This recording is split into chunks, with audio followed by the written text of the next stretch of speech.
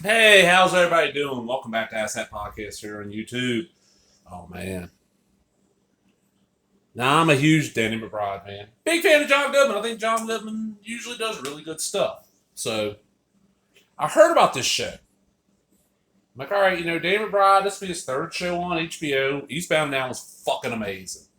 Didn't have a bad season. Didn't have a bad episode. I'm almost done with Vice Principals. It's really good. So I decided to give it a chance. And what happened was this came out when this hit DVD. I'll say it's about $20, which is a little high because there ain't that many episodes. Someone to this, but you got a $3 credit on Vudu, and there was something I was wanting to see that the $3 credit would drop it down to a price I was willing to pay. So I took a chance. This is the Righteous Gemstones, an HBO original series, complete first season. Danny McBride and Jody Hill are at the top of their game. They got the whole world in their hands. From the creative team that brought you Vice Principals and Eastbound Now comes season one of this comedy series about the Gemstones, a celebrity televangelist family behind a popular megachurch. That's also a major money-making enterprise. Danny McBride stars as Jesse Gemstone, the eldest of three young children who receive a blackmail video to put his reputation at risk. Getting caught up in the hunt for culprits are Jesse's sibling, Judy Edie Patterson. She's the one on Vice Principals. The teacher was always after Danny McBride's character. I can't remember her name. And Kelvin, Adam Devine, the family's patriarch Eli, finds himself at a point of crisis. He mourns the loss of his wife and questions whether his family is still serving a higher power. Let's see, the cover looks the same here. You get your standard little thing. There's 9 episodes total, plus a special feature. And this is just about, what it is that John Goodman's wife and her brother, which is played by Walton Goggins, were a very well-known preaching group. She marries John Goodman. They form this family. And she's dead now. I'm guessing that Kelvin's supposed to be like in his late 20s. And it's just about how they're trying to deal with everything. Danny McBride gets this video that shows him doing coke and all kinds of crazy shit. And he's trying to figure out who sent it. And you find out he has an estranged son. Found out later on in the series, the estranged son is the one that sent it. And he decides not to get back at his father. And it's just every episode, you don't think they can top themselves, they do. Just the shit they give out now. Yes, I know it's on HBO, but this is fucking hilarious. I'm trying to think of some stuff in there. There's like the daughter is got her boyfriend living with her. They're supposed to be getting married. He ends up dropping. He ends up dropping her because he realizes she don't really love him. The youngest son. They're strongly hinting that he's gay, and he has his best friend who lives with him. Oh, it's just so much in this. Well done. This is one of those, kind of like I did with Eastbound and Down. I got Eastbound and Down season 1 in, and in one day watched the entire thing. This right here, one day, it was back a few months ago. It was still halfway decent outside. So it was probably April, maybe early May. I've taken where if the weather's not bad, it's not super hot, it's 80 or below, I'll go sit on my pier. I live on a private lake. We have a big ass pier with a roof. And my Wi-Fi signal will reach the pier. So I take my laptop out there on my charger cord, sit out there. And while I'm doing other stuff, I got to where that's when I was trying to get myself to get some of these unwatched DVDs I bought, never watch. So I'll put this in and over. And did I tell you how long the runtime is? 352 minutes. Yeah, I watched this straight through.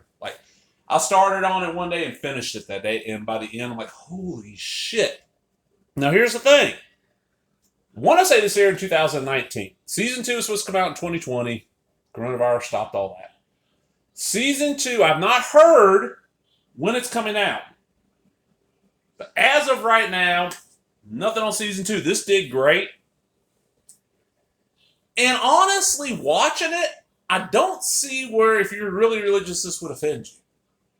Because they're not making fun of religion. They're making fun of pieces of shit like this family that use religion to make money. These mega churches, which I can't stand. We have one outside of town that I've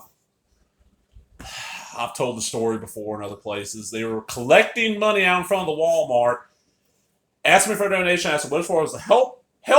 It's to help make the church bigger. Well, okay, how's that going to help this community? How's that going to help the poor in the homelessness community, and they couldn't give me an answer on that, and I refused to give a donation, and they said something not too nice too. Yeah, it is. In the Bible it says, the humblest man has easier chance of entering heaven than the richest man, or some shit like this. Yeah. But that it's become big business in the States, and this show just satirizes the fuck out of it. I cannot wait to this next season because this was so fucking good. I was laughing so loud my neighbors could hear me easily. Matter of fact, one of them later on that day passed by in the room like, "What were you laughing?" I was like, "Righteous Jim said, oh man, that's a great show."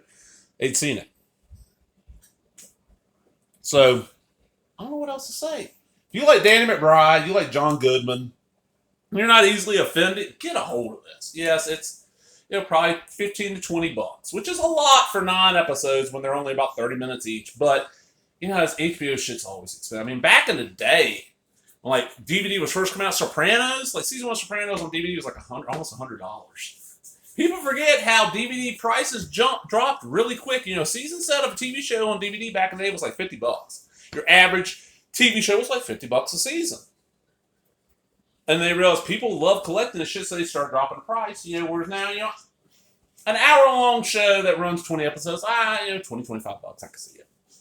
This right here, definitely worth it. And the thing about it is, I've come real close to subscribing to HBO to watch some of these series, or even, doing, was it HBO Max is their streaming thing? I thought about getting that. But there's never, there's always gaps. Like, after Eastbound and Down, and there was nothing I really wanted to give. I gave a fuck about watching on HBO. Because I don't care about Game of Thrones. I tried watching it, not for me. I'm one of the people that didn't think Oz was worth the shit. And I'm not really a fan of, what's the other big one they had? I'm trying to do Sopranos. Sopranos, to me, first watch, it's not bad. Second watch, you see all the fucking flaws, and there was a lot. Really, the only HBO show that almost got me to subscribe, came real close to going to subscribe to HBO when this was there, was Boardwalk Empire. And that last season was a little janky, but the rest of it was really good. Righteous Gemstones. Check it out. Remember, if you enjoyed this video, give me that thumbs up. Leave a comment, subscribe, all the other bullshit. Talk to everybody later. Bye-bye.